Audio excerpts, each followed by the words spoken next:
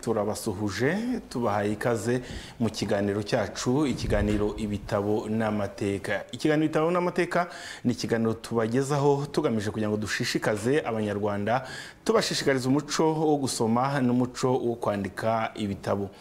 Xavier Bizimana ninge turi kumwe mu kiganiro cy'uyu munsi, Nicolas Mitari turi kumwe ku buhanga bwa kamera, naho Emmanuel Ndereye ari ku buhanga bw'ibyuma. Uyu munsi turaganira kuki? Uyu munsi turaganira ku ruhare rw'ababyeyi mu gushishikariza abana mu gusoma no kwandika ibitabo, n'uruhare rw'abanditsi mu gushishikariza abana mu gusoma no kwandika ibitabo. Mu kiganiro cy'uyu munsi ntabwo naje njyenyine, ndi kumwe na bwana Ezekias. Mwaramutse neza? Mwaramutse neza.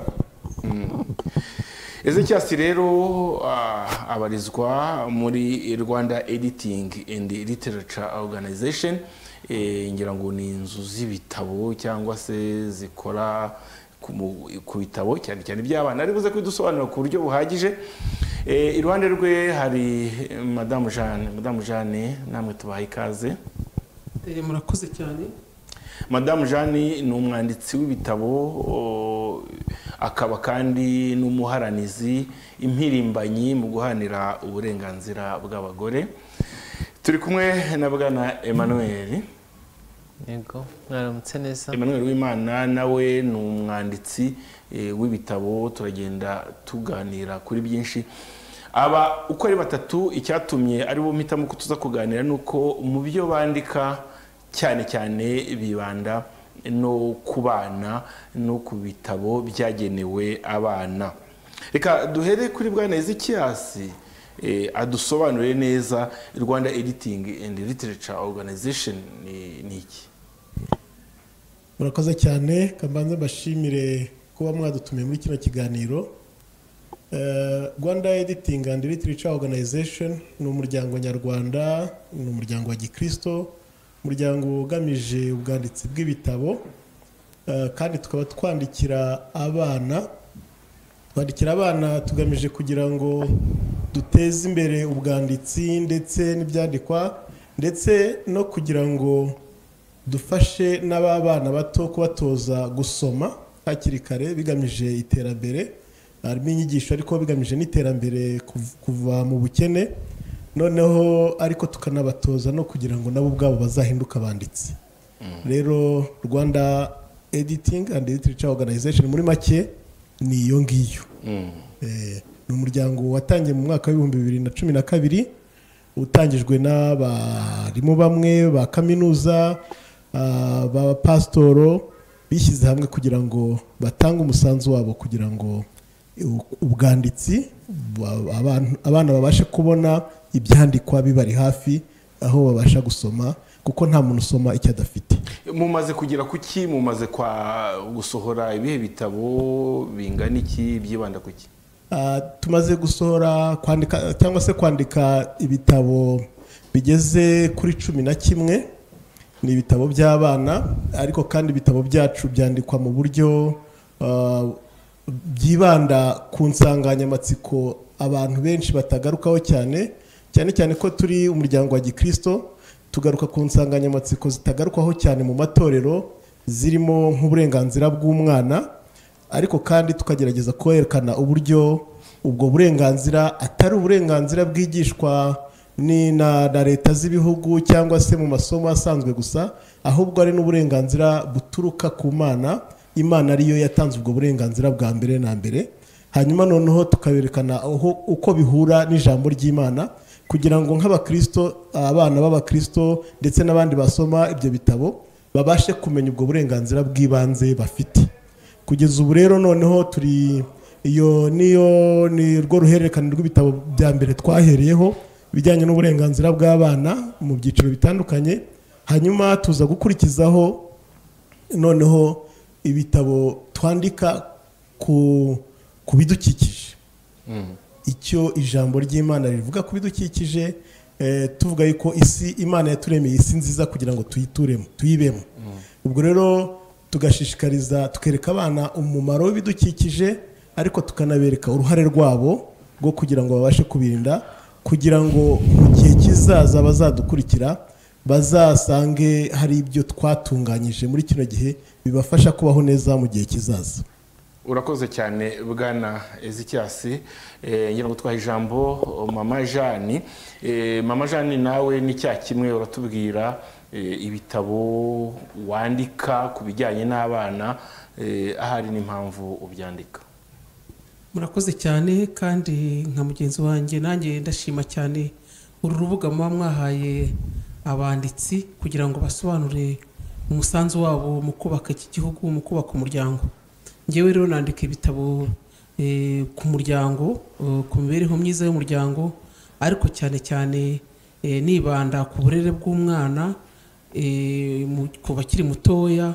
Ibitabo bimaze kwandika birarenga 5, cyane cyane bivuga ku burenganzira cyangwa se ku ruhare rw'umubyeyi n'umurezi mu gutoza umwana uburere bwiza, indangagaciro. Kimwe mu Kinyarwanda n'indangagaciro mu bana batoya, ariko kiri mu ndimi eshatu: les valeurs fondamentales de l'enfance et fundamental values in childhood. Hanyuma nkaba nanditse n'igitabo muri iyi minsi cyasohotse cyitwa Uwera. Ni inkuru igaragaza uburere bw'umwana, by'umwihariko umwana w'umukobwa kuva akiri mutoya, inzitizi agenda ahura nazo, ariko nkaba narafashe urundi ruhande rugaragaza ko umwana mutoya, umwana w'umukobwa ashobora kuvamwo urugero rwiza ku mwana warezwe neza, ku mwana watojwe indangagaciro akiri mutoya, ndetse kugeza igihe ageze n'igihe yaba yagiye gushaka. Hanyuma hari ikindi mperutse gusohora, ariko njye navuga ko ari cy'umwihariko, nicyo nandikanye n'umwuzukuru wanjye mukuru. Twanditse igitabo kuri murumuna we agaragaza ko amukunda cyane. Icyo cyo nicyo yari yansabye ngo tuzafatanye kucyandika. N'umwana w'umukobwa ufite imyaka 8. Naba mvuze ibyo ngibyo, ibindi ngo turagenda tubiganira. Urakoze cyane. Icyo usorejeho cyo nacyo tukwiye kuza kukiganiraho, uburyo umuntu ashobora gutoza abana bakiri batoya umuco wo kwandika. Nimba umwana atangiye kwandika afite imyaka 8, birumvikana ntabwo azasubira inyuma, azakomeza ashaka gukomeza kwandika. Warakoze cyane. Icyo kibazo nacyo turibuze kukigarukaho mama Jeanne. Uwimana Emmanuel, nawe hari ibitabo wanditse ku bana. Murakoze cyane. Yemaze kwandika ko biri mu bice bitandukanye.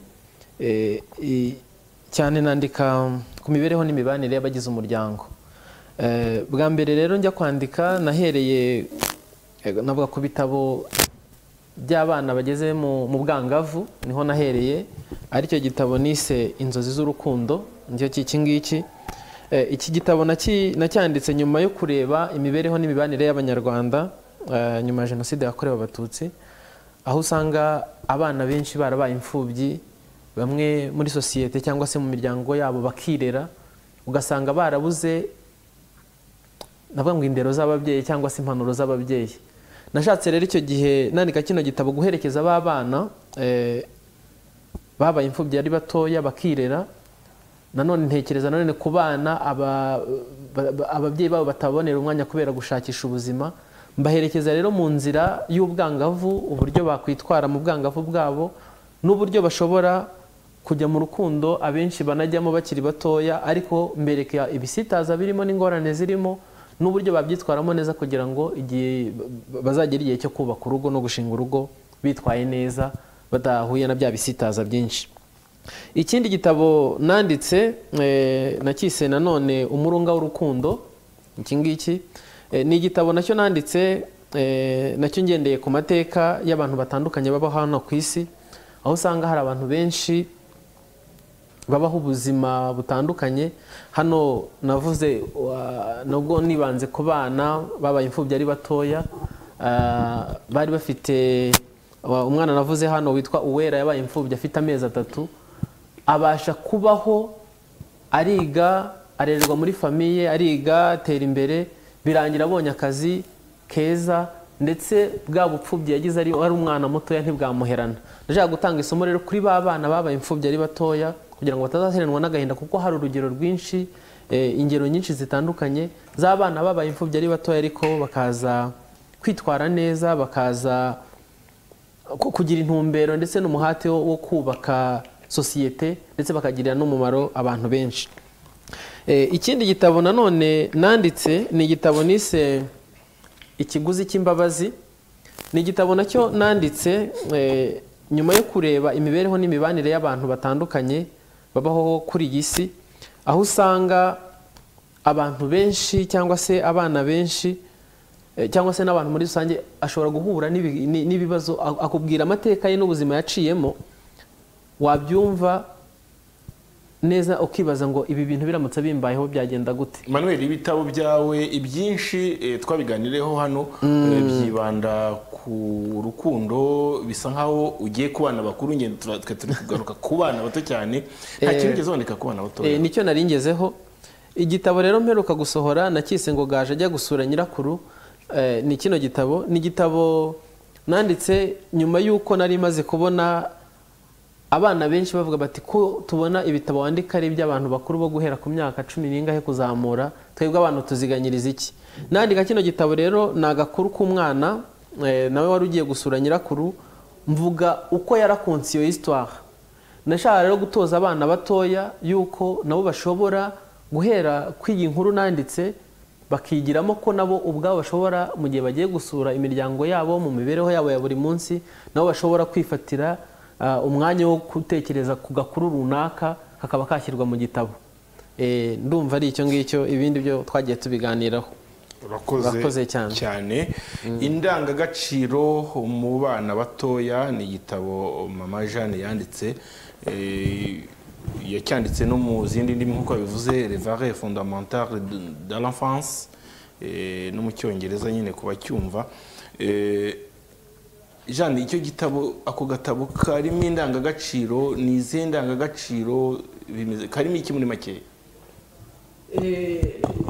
Kera twakitaga agatabo ariko abantu barambuze bati iki ni igitabo gikomeye cyane. Bati nubwo izo ndangagaciro Mama Jeanne uzivuga ukavuga ngo n'iz'abana, ati natwe ziratureba. Ngewe njya kwandika kino gitabo hari ibintu nabonaga nakwita ngo ni ikibazo muri sosiyete yacu, mu muryango mugari w'Abanyarwanda. Noneho ndavuga nti hari indangagaciro zimwe zatangiranwa n'umwana akiri muto cyane rwose afite n'imyaka 3, akazakura akazavamo umuntu w'ingirakamaro, akazakura akavamo umuntu ufite ubumuntu, ufite ubuntu, ariko cyane cyane ufite uburere. Noneho rero kuko ngewe narerewe mu muryango w'abagide, le scoutisme féminin, donc ndi umukobwa w'umugide utari umuskuti ariko kandi umuskuti kuko uhanze iyo miryango ari umwe. Mpera ku kintu kitwa gushimira kuko bagiye dutoza cyane. Nabona ukuntu umuntu ahereza umwana ikintu ntashimire, umuntu mukuru wamuhereza ikintu ntashimire, wamuha ikintu ntashimire, waba waramukorera ikintu ntashimire, cyangwa icyo kintu hari abantu bagihusha, abantu bakuru. Ariko ndavuga ni kugikemura no kuzahera mu bana. Ndavuga rero ngewe ni umusanzu ugiye gutanga, singiye guhindura Abanyarwanda, singiye guhindura abaturasi, ariko nibura ngiye gutanga umusanzu wanjye. Ndavuga ni rero indangagaciro ngomba kuyandikaho. Ariko noneho igitabo nkiganisha ku bana, no kuvuga ntabwo mvuga amagambo menshi, nagiye ntanga amagambo makeya ashishikariza ababyeyi cyangwa abarezi kugira ngo bacukumbure.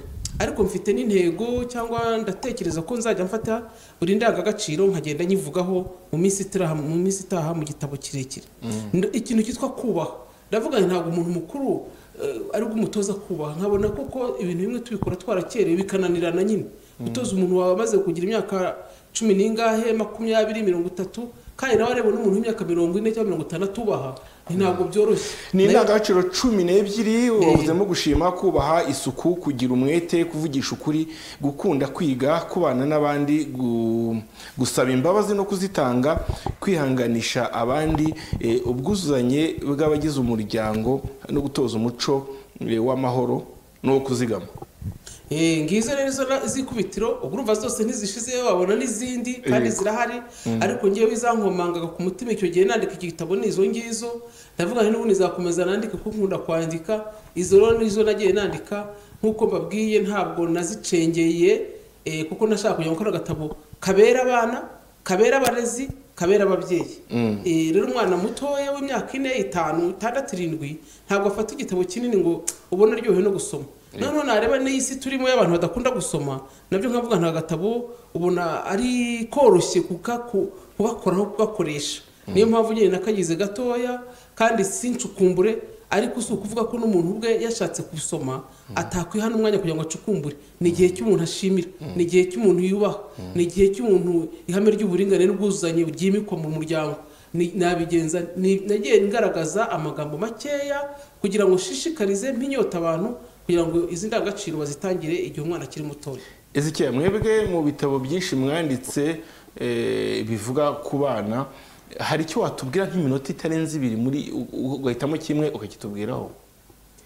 Urakoze cyane, reka mpere ku cyo nanditse ngewe ubwanjye kuko nubwo mba mu muryango wa rero nk'umwe mu bagize komite nyobozi ariko nanjye ari ibitabo nanditse bigera kuri 2 mu byo dufite bigeze kuri 11 ibyo tumaze kwandika kandi turacyanakomeje.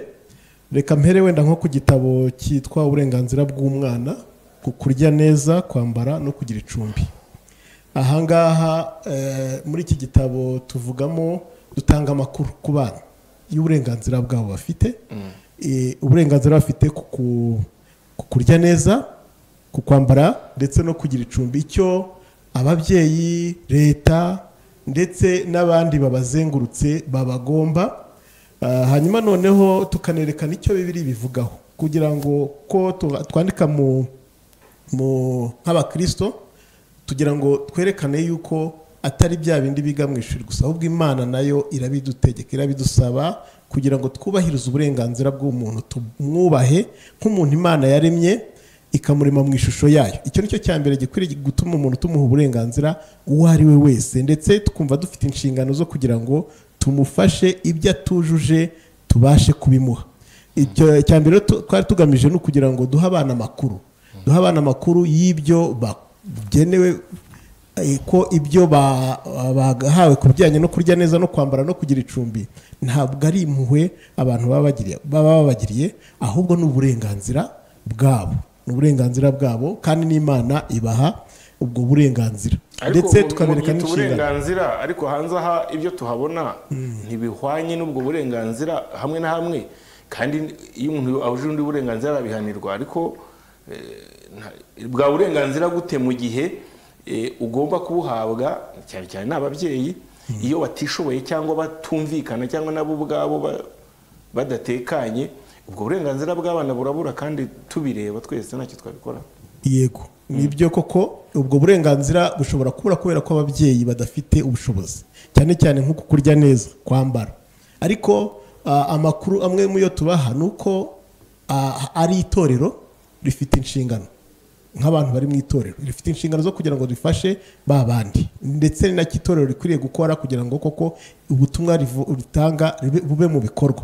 Hanyuma hari leta ifite inshingano zo kugira ngo yite kuri ba bantu badafite ubushobozi, kandi mubona yuko hari ibikorwa, hari n'ingero dutangamo muri iki gitabo cy'ibyo leta ikora, by'amatorero akora, ndetse tukereka n'abandi bana yuko nabo bafite inshingano, ndetse n'abandi babyeyi bafite inshingano zo kwita kuri ba bandi badafite ubushobozi. Ubwo hajemo ikintu cyo kugira ngo ba bandi badafite ubushobozi nabo bafashwe, kugira ngo nabo banezezwe no kugira bwa burenganzira ari Imana ibaha ndetse n'umuryango mugari ubaha. Banditse mwandikira abana rero, abana ku ubwabo kugira ngo babone ibyo basoma cyangwa bashikazwe kwandika, ni amashuri n'ababyeyi. Si abantu bafite amikoro ngo bazagura inyandiko zanyu. Bigenda bite kugira ngo wandikire abantu uzi neza ko bo ubwabo badafite ubushobozi bwo kugera kuri ubwo butumwa? Bigenda bite kugira ngo ubutumwa mwandika bugere kuri abo bana? Ndumva wenda natangira n'ubundi kuko ibyo dukora ubwa mbere na mbere, ibi bitabo twandika tubyandika n'ubundi tugafasha abana kugira ngo bibagereho. Birumvikana ntabwo turabasha kugeza kuri benshi bashoboka, ariko icyo dukora ni uko bwa mbere na mbere hari abana dufite twatangiranye dukoranye urugendo rw'imyaka 2, 3, 4 muri ibi bijyanye no kugira ngo basome ibi bitabo. Ibi bitabo tubibagezaho ku buntu. Tubibagezaho ku buntu abo bana nyine bari muri iyo programme dukora nka rero. Tubibagezaho ku buntu, ariko kandi ba bana tukabatoza no kubisangira n'abandi, tubashyira mu matsinda yo gusomera hamwe. Mu matsinda yo gusomera hamwe mu mazone atandukanye hirya no hino mu gihugu. Hanyuma umwe akaba yasoma igitabo yakirangiza akazatiza undi nawe agasoma gutyo. Noneho tukazagira n'uburyo bwo kubakoresha amarushanwa kuri bya bitabo basomye, kugira ngo turebe ubumenyi bakuyemo ubwo aribwo, ndetse tukabatoza n'uburyo bwo kubushyira mu bikorwa. Tukabasaba no kuba bagira inyandiko ntoya nabo bandika bakurikije ibyo basomye, bakandika inyandiko ntoya ijyanye n'urwego umwana agezeho. Icyo nacyo turi buze kukigeraho mu kanya, kandi kiri ingenzi cyane. Bagenzi bawe nabo badufashe batubwire ubwo butumwa bandikira abana bavukiye muri sosiyete idakunze gusoma cyane, noneho ubwabo bakaba noneho bikutiye ko badafite n'ubushobozi bwo kugura ibitabo. Hakorwa iki Mama Jeanne na Emmanuel kugira ngo abana ibyo mwandika bibagereho ku bwinshi? Wenda mbere yuko bakomeza nagira ngo nongereho yuko usibye kuba ibyo bitabo bikoreshwa muri abo bana, ariko n'abandi babishaka tugerageza kugiha igiciro gitoya, nubwo ari igitabo gishobora kuba cyanditswe wenda kigatwara n'amafaranga menshi, ariko tugakora ku buryo nibura umubyeyi ushaka kugurira igitabo umwana ashobora kukibona ku mafaranga make. Nibura igitabo kimwe tukakigurisha 8,000 kugira ngo abe ari amafaranga ashoboka, kuko kiba cyaratwaye arenze ayo ngayo kugira ngo kizabashe gusohoka. Bakoze cyane. Ubwo n'abandi bafite ijambo ni cya kibazo cyo kuvuga ngo ubutumwa bwanyu bugera ku bantu benshi gute, ko bigoye sosiyete yacu idakunze gusoma, ariko mwabyanditse mushaka ko bigera ku bantu benshi uko byagenda kose. Nibyo koko turi ku mugabane abantu bakunda kuvuga ko nako ni nabyo ngo ntabwo dukunda gusoma. Uzi ko n'abanyamahanga babiciye mu mugani ngo ushaka guhisha umunyafurika inkuru cyangwa akaba arabyandika nyine bishaka kuvuga ngo ntitukunda gusoma. Nk'ibitabo ngewe nandika byarabaye byemejwe na REB, kandi ubuyobozi bw'igihugu buramfasha nyine muri uko kubyemeza, gushishikariza amashuri gufata bino bitabo, abarezi, ababyeyi. Ntabwo navuga ngo bose barabifashe, ariko kuba ubwabyo REB yarabyemeje ikavuga iti ibitabo abana b'u Rwanda bagombye kuba babifite, amashuri yagombye kuba bifite. Hari amashuri menshi yagiye abifata, akaza akantelefona muzatuzanira ibitabo 100, 200, 300 se tukabibashyira barabigura. Nk'uko mugenzi wanjye bivuze rero, ngewe rwose nashoye nk'amafaranga kuko ibitabo byagenda bikunda, reka mvuge gutyo, kuko mbona bifite impinduka ku mwana w'u Rwanda, ku mwana ufite uburere ndetse n'uburezi. Nkumva nanjye ndaryohewe nkavuga nti uyu ni umusanzu nanjye ntanze. Njya nkunda gutembera, iyo nsohotse mpura n'abana kubera ko urabona ko hari amafoto yanjye. Umwana nkabona arasimbukiye akavuga ati ndagira ngo he raporo. Ni raporo y'iki? Ati raporo y'uko nasomye ibitabo byawe. Icyo ngicyo mama ari impinduka, kambwira ati ubu ngubu hari indangagaciro sigaye ngira. Ati ubu ndubaha ibyo bintu bwabyongeye kumva mbona bimpagije. Ariko icyo navuga nuko ari uko gushishikarizwa, ari ukuba REB byemera, ni inkunga ikomeye cyane. Nkanjye banumva ari umusanzu ntanze mu rwego rw'amashuri, rw'abarezi, ariko n'abanzi bantelefona, ari ibigo ndavuga bikomeye nka za UNICEF n'abandi bambwira bati ibyo bitabo muzabituzanire, kuko amafaranga bayashowemo ntago bari amafaranga makeya nk'uko mugenzi wanjye bivuze. Ntago bari amafaranga makeya abashowemo. Ufite stock mu rugo, hari abambwira bati turaza kwifata mu rugo, hari abambwira turabisanga muri Caritas, ariko inzira iracyari ndende. Ntabwo urabona abantu bose bashishikaye ngo abone agatabo nk'aka ngaka kagura 4,000. Njye mbabwira nti ntabwo ari agatabo, ni igitabo gikomeye ko kiri mu indangagaciro, ari ugasanga kigura 4,000, ari ugasanga umuntu ariganyiriza kandi akaba yagura n'ibindi, simba ko nabyo bitari by'agaciro, ariko ikintu gifite ubumenyi kandi gihera umwana wawe akiri mutoya agakura ari umuntu wubakitse, ni ikintu gifite agaciro. Ubwo rero navuga yuko uburyo ngiye nkoresha n'ubwo ngubwo tuziranywe n'abantu batari bakeya, ibigo by'amashuri birampamagara bakayibashyira, ari uko REB yakemeje, njyangirana ibiganiro n'abantu bo muri REB nyine ku buryo baba bayibonye, ariko namwe mufite uruhare runini, nubwo mufite iyo korana, abantu bo muri media rwose mufite uruhare runini, mwagombye gutoza abantu gusoma, muba mwatanze ikiganiro nk'iki ngiki, mwagombye gushyiraho namwe akanyu. Nicyo tuba turimo dukora, iyo dutanze nyine ibiganiro nk'ibi ni ukugira ngo abantu bo hirya no hino barusheho kubimenya, abatari bazi ko ibitabo byanyu bihari babimenye, babigure, babisome, hanyuma nyine igitekerezo cyo kugira ngo umuco wo kwandika no gusoma ukomeze gukwira hose kibashe gushyirwa mu bikorwa. Emmanuel, nawe ikibazo kiracyari cya kintu. Murakoze. Njyewe navuga ko ku kibazo mwari mwatubajije ngo ese kuki twandika kandi twandikira abana kandi tuzi ko bo batagura, ariko iyo umwanditsi agiye kwandika inshuro nyinshi ntabwo areba gusa kuri limiti. Tuzi yuko umubyeyi wese ahora areberera umwana we, rero umubyeyi niwe wa mbere ujya kugura igitabo cy'umwana. Icyo dukora rero nk'abanditsi, twebwe twandikira ba bantu bitewe n'ikibazo dushaka gukemura muri sosiyete. Tuba twifite rero ibyiringiro yuko wa mubyeyi ukunda umwana we, uzi agaciro k'igitabo na values zirimo, byanze bikunze nagera aho muri library Caritas n'ahandi mu ma bookshop azakigura. Twibutse nk'uko bagenzi banjye bakomeje kubigarukaho, igitabo cy'umwana ntago gihenda cyane, yuko inshuro nyinshi kiba kigizwe n'udupapuro dukeya. Biraza kuvuga ngo rero ku mubyeyi uzi agaciro k'igitabo, igitabo ni ikintu kidasaza, gishobora kumara imyaka 30 cyangwa 40. Rero umugani utanze 4,000 urimo kugura agatabo nk'aka cyangwa nka kariya mama Jeanne d'Arc yavuze cyangwa uriya mupapa, ntago n'abandi benshi usanga ibitabo by'abana ntago bihenze. Rero ikintu cya mbere dukora nuko kubigeza ahashoboka hose mu ma bookshop, ukorana na REB nk'uko babivuze, mu bigo by'amashuri ho hari igihe usanga na ministeri yashyizemo amafaranga cyangwa ibigo by'amashuri, tunashimira, ugasanga baguze bya bitabo byegereje abana. Umwana icyo gihe ntago bizaba bikiri no kuri coste y'umubyeyi cyangwa y'umwana, usanga icyo gihe azabisanga muri bibliothèque y'ishuri, bityo akura akunda gusoma, azajya kugera igihe noneho cyo kukigurira avuga ati noneho reka njye kureba cya gitabo najyaga nsanga ku ishuri, ntafite uburenganzira bwo kugicyura, ahari suno munsi ubwo mfite amafaranga anko cyangwa nyogosenge yampaye cyangwa nyogokuru igihe nagiye kumusura, ngende nkigure nanjye njye gisoma cyangwa gisomera abandi.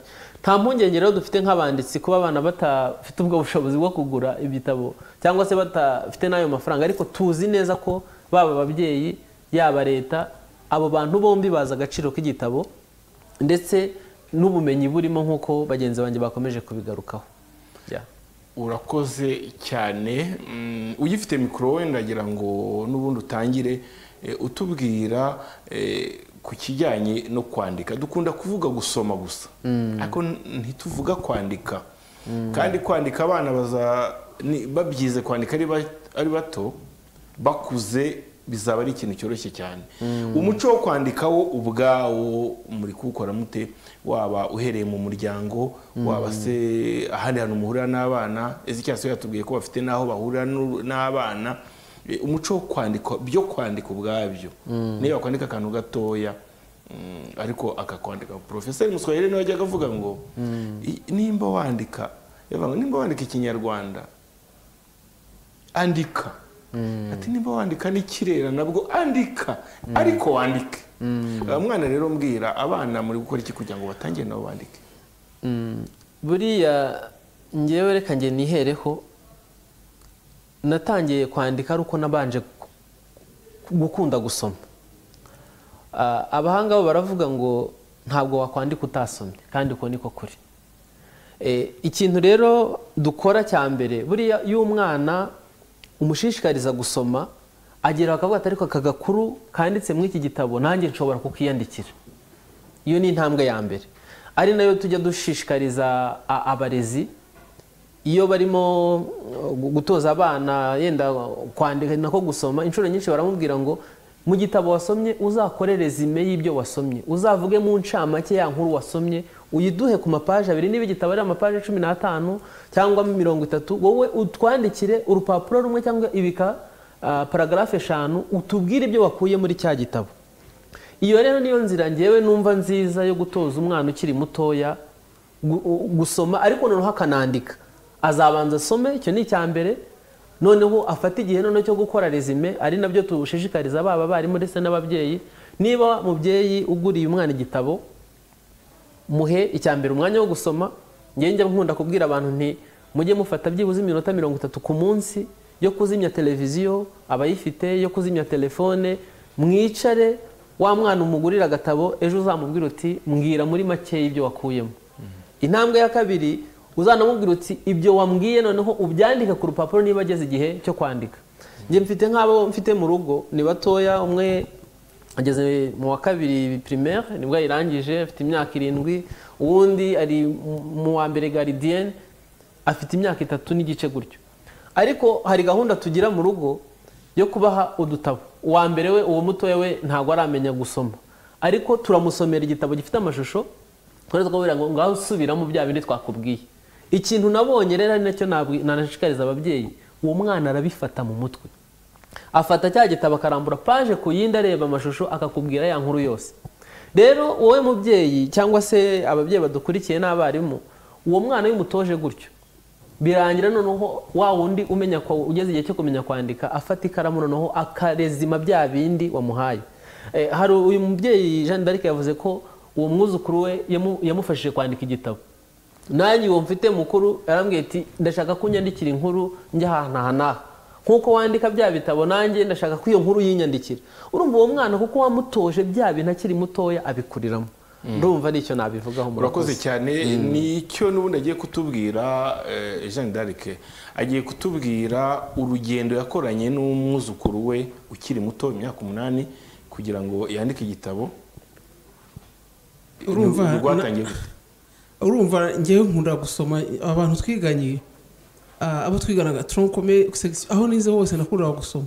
Nanjye rero reba imyaka ngize, ariko iyo muhe n'abakecuru bagana nanjye barambwira bati Jeanne we ntabwo ari kurangiza utanditse ibitabo ukuntu wakunda gusoma. Nanjye nkabyibuka nkasanga ko nakunda gusoma, nkabona nkakunda inkuru, nkakunda ibintu byo kwandika. Noneho rero inandika ikintu cyose nkunda kwandika. Niba ari gahunda ndibuzemo hano ngomba kuba nyayanditse wani kimwe kugira, ntabwo ari ukubera ko ntekereza ko ndibwibagiwe kubera ko nkuze, nuko nakira nakunda kwandika ibintu ngiye guhaha, gahunda afite z'ubuzima, iz'umwaka, iz'ukwezi, nkunda kwandika. Abantu tubana baba bazi ko nkunda kwandika, nabwira umuntu wandika atari ko warwaye kwandika. Nyine ngewe mba numva mbiha agaciro cyane, ariko atabiha agaciro ugasanga ahubwo ndabipfa n'abantu kubera ko nambwiye ngo rabya ngo ndayifata mu mutwe ngewe oya.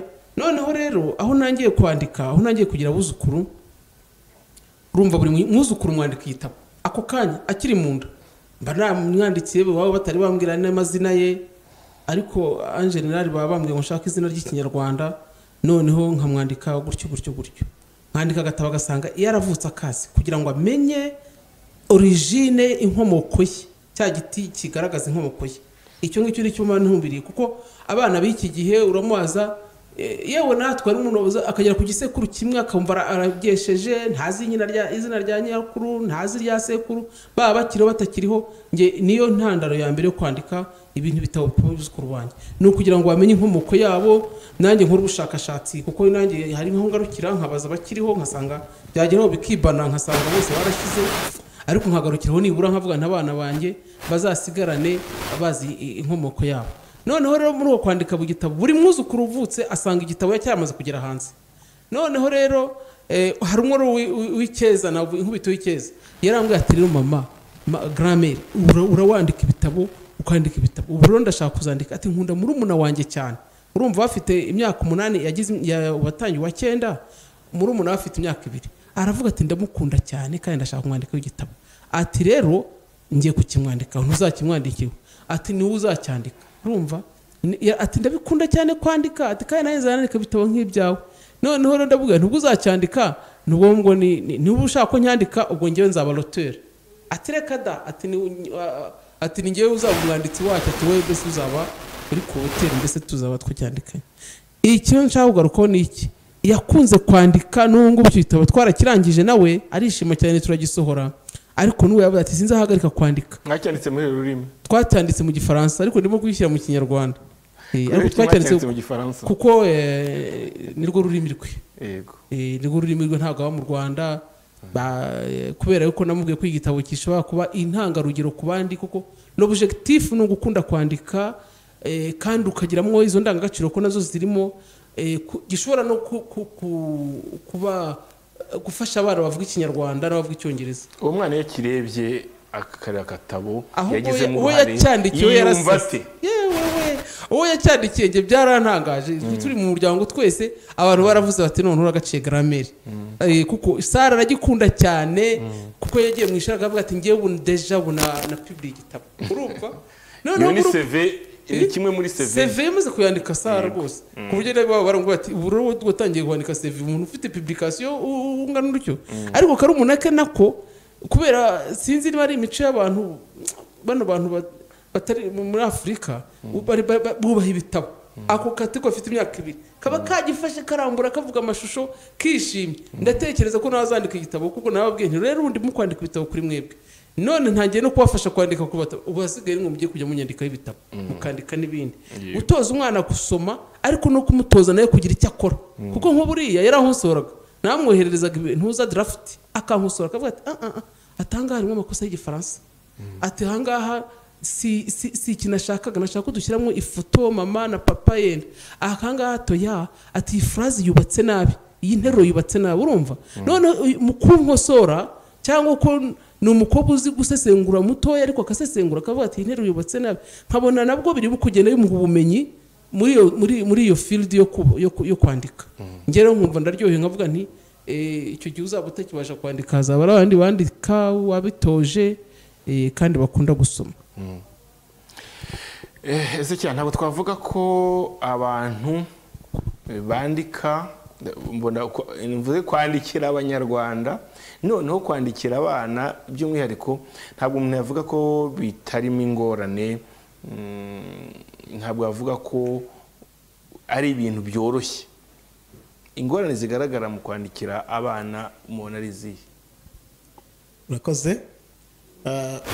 Reka mpere ku ngorane twavuze kare ndetse n'abandi bakomojeho. Ingorane ya mbere mu kwandikira abana nuko twandikira abana bavukiye mu muryango udakunda gusoma. Iyo ni ingorane ya mbere. Noneho kubera ko wa muryango udakunda gusoma, ntunaha agaciro kuba washakira abana ibitabo, kubibagurira byo ni ikindi kiyisumbuyeho. Hari igihe umubyeyi aba ashobora no kubona igitabo atanakiguze, ariko wenda ntagire ubwo bushake bwo kugira ngo ajye kugishakisha. Numva ariyo ngorane ya mbere. Indi ngorane izamo ubwo ijyana n'iyo ngiyo, nuko ibyo wanditse ushobora gusohora ibitabo byinshi, ariko kubera na bwa bushobozi abantu baba bafite bw'amafaranga bwo kugira ngo bakore byinshi kandi bigere ku bantu benshi, kubera yuko batabashije kubigura ngo ubone igishoro cyo kugira ngo wandike ibindi bitabo, ugasanga ntubashije gukomeza rwa rugendo rwo kwandika byinshi.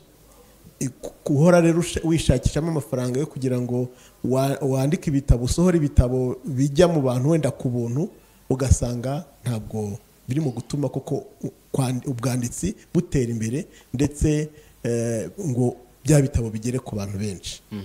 Izo nizo ngorane wenda njyewe n'aba mvuze za mbere, wenda abandi nabo baraza kongeraho izindi.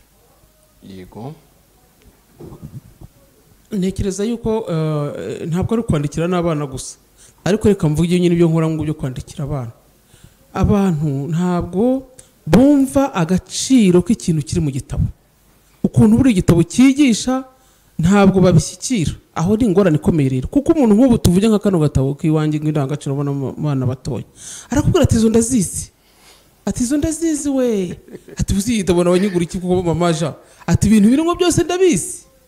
nkumva ronge bikanca nk'intege nkavuga nti nanjye ubwanjye wacyanditse ndagisoma nkavuga ngo kimfasha kwisuzuma umunsi ku wundi nshobora gufata kino gitabo nkisuzuma nkavuga nti ariko ubu ngewe nabaye umuntu wubashye abandi ubundi umuntu nanjye nabawundi intangarugero mu bana batoya kandi nanjye hari ibintu nagiye mbangamaho nkora ntubashye abantu nagatabo ngewe nanditse mvuga nti ni akantu gashobora ni imfashanyigisho mu kwisuzuma kugira ngo ube umuntu woko w'indangagaciro w'umuntu w'inyangamugayo none turashaka umuntu w'igihugu cyacu ejo uzaba ari inyangamugayo agomba kubarangwa n'izi ndangagaciro rero inge ntekereza yuko ubwabyo kutabasha kwemera yuko ari imfashanyigisho yagufasha igitabo kuva cyabaho ni imfashanyigisho iguha ubumenyi iguha imyitwarire mu buzima bwawe none rero niba se abantu bakubwira bati ibi byose ndabizi ibi nta kintu binyongereraho wumva ucitse intege rero aho ngaho mu kwanzura navuga ngo rwose ko abantu baha agaciro ikintu kiri mu gitabo bakacyifashisha kugira ngo babashe kuba imbonera mu buzima kugira ngo kibubake kibongerere ubumenyi aho ngaho uba wabashije gukemura ikibazo abanditsi rero bibabera ikibazo cyane iteka bakubwira ngo ibintu birimo turabiziye turabimenyereye urumva bica intege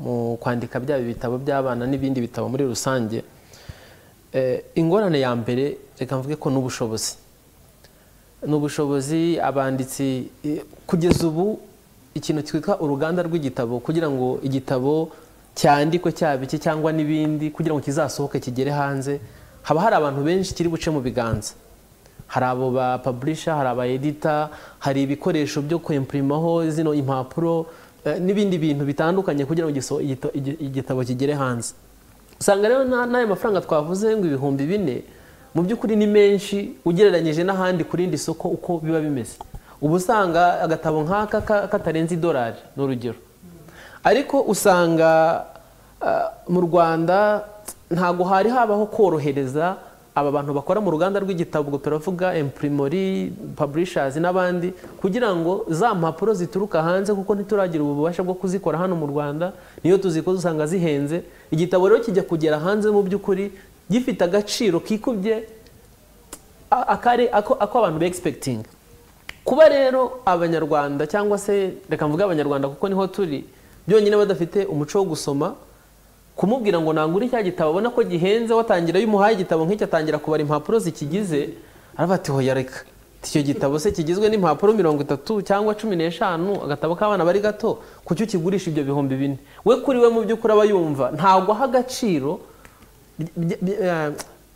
za input umwanditsi yashyize mu gitabo iyo ngorane rero ni ya mbere icya kabiri nuko tutarabona n'abashoramari baza kwinvestisa muri runo ruganda rw'igitabo kuko ntibanumva business yuko igitabo nyine ni ikintu kidasaza igitabo gishobora kucyandika mu 2020 mu 2050 yenda kikaba ariko cyamamara ku isi kinakundwa bagusaba ko gitranslatinga mu zindi ndimi aba bashoramari rero dufite mu Rwanda nabo ntago bari bumva neza agaciro k'igitabo nuko nayo ari business washoramo ikaba yakunguka kandi turareba ko ifite generation nini iyindi mbogamizi ya nyuma reka mvuge ya nyuma nuko kuntu tudafite amaboko ahagije yo kugira ngo tuvuganirwe kuko nk'ubu hari ikibazo cy'uko no mu nzego za leta ntabwo itegeko rigenga igitabo ryari ryasohoka bigatuma hari n'igihe ushobora gushyira iki gitabo hanze copyright yenda utabashije kujya kubinoganya neza ugasanga barakikuriganyije kuko cyakunzwe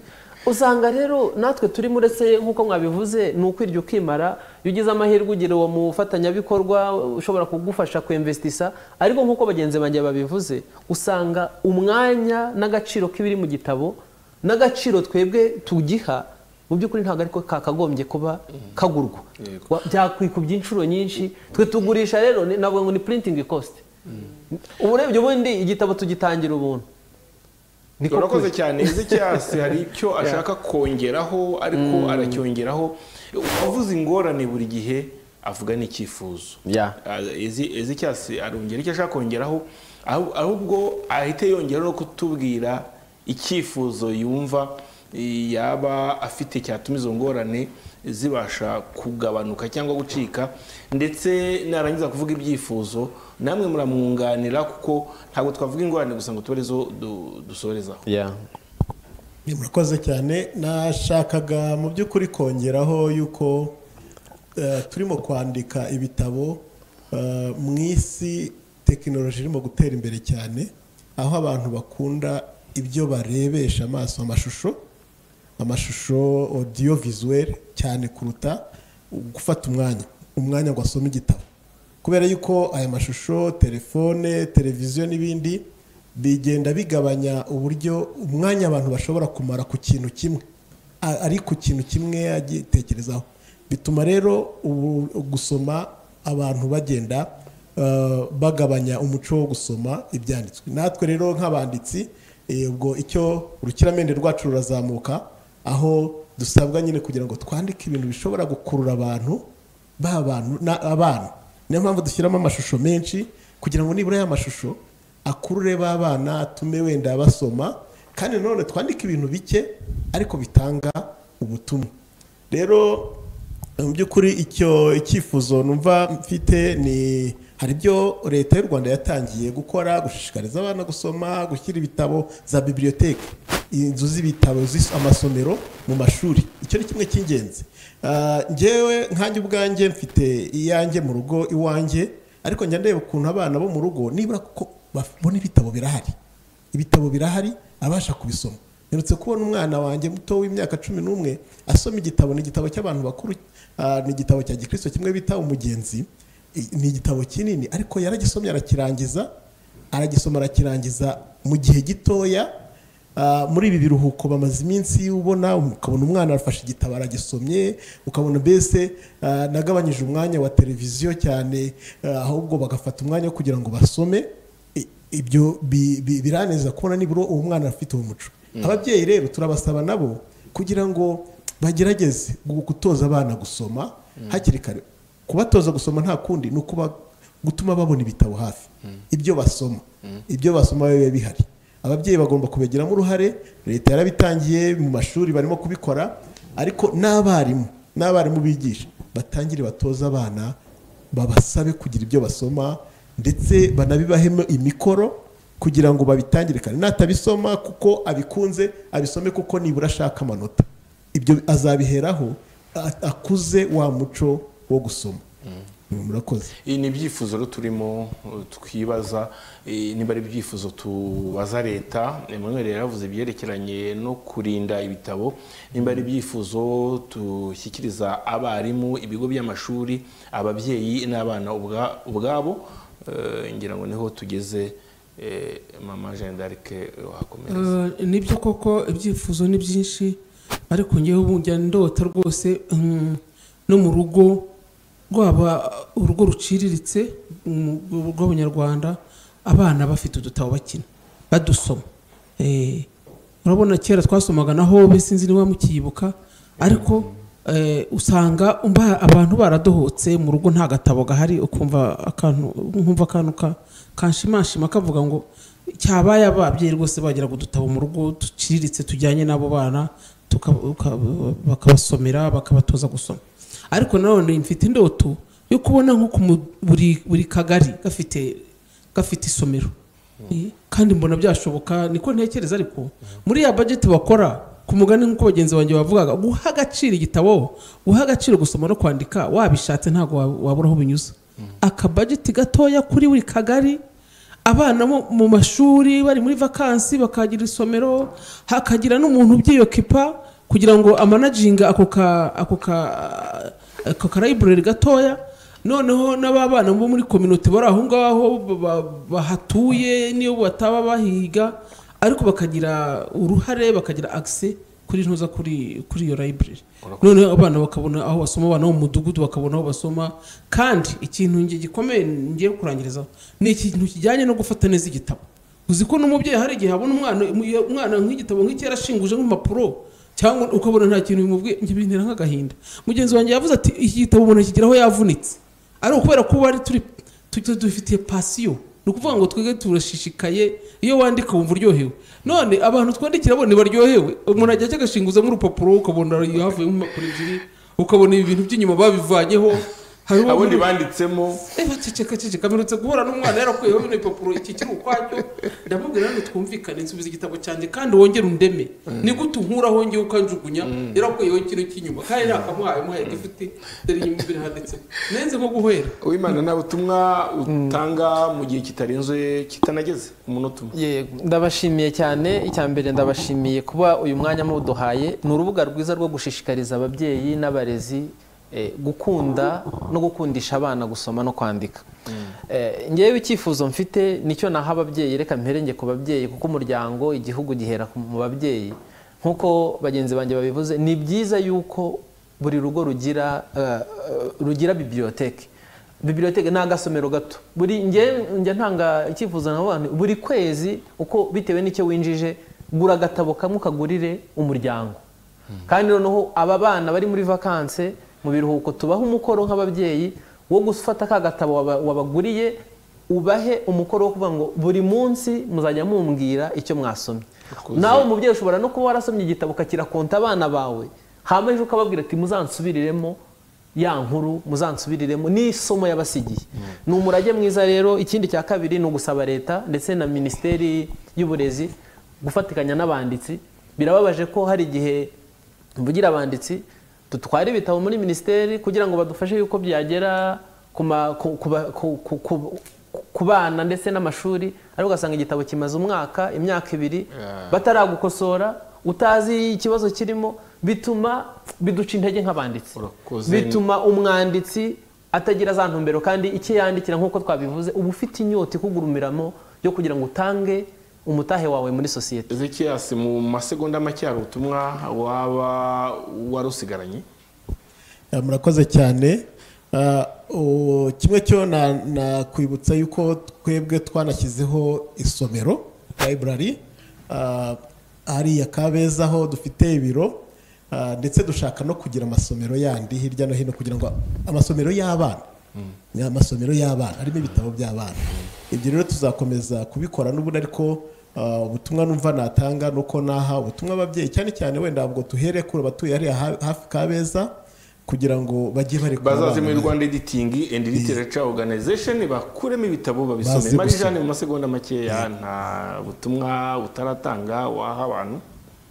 Iki gikorwa ikintu cyitwa gusoma no kwandika n'ubufatanye bw'abantu benshi turashaka ababyeyi baboneke muri iki gikorwa rwose turabashishikariza turashaka abarezi abantu b'abarimu gukunda no gusoma no kwandika ariko noneho n'uruhererekane n'abantu bagomba gufatanya. Ikindi ni ukujyana na politike y'igihugu cyacu ivuga ngo umwana kumutangira kumurera akiri mu nda. Twebwe turimo turandika kugira ngo uwo mwana atangire kare atozwe kwandika atozwe imico myiza azakura avemo umunyarwanda usobanutse. Ndagushimiye rero Marijane Kanakuze, ndagushimiye Emmanuel Uwimana nawe ndagushimiye, Ezekias nawe ndagushimiye, ndabashimiye namwe bakunzi b'Isango TV mwakurikiye ikiganiro ibitabo n'amateka byo kuri uyu munsi. Twaganiriye ku ruhare rw'ababyeyi abarezi n'abanditsi mu guharanira ko abana bato barushaho gucengerwa n'umuco wo gusoma no kwandika.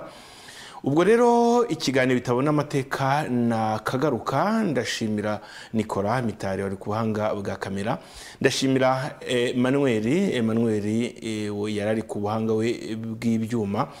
Ngendera Xavier Bizimana naho butamurakoze.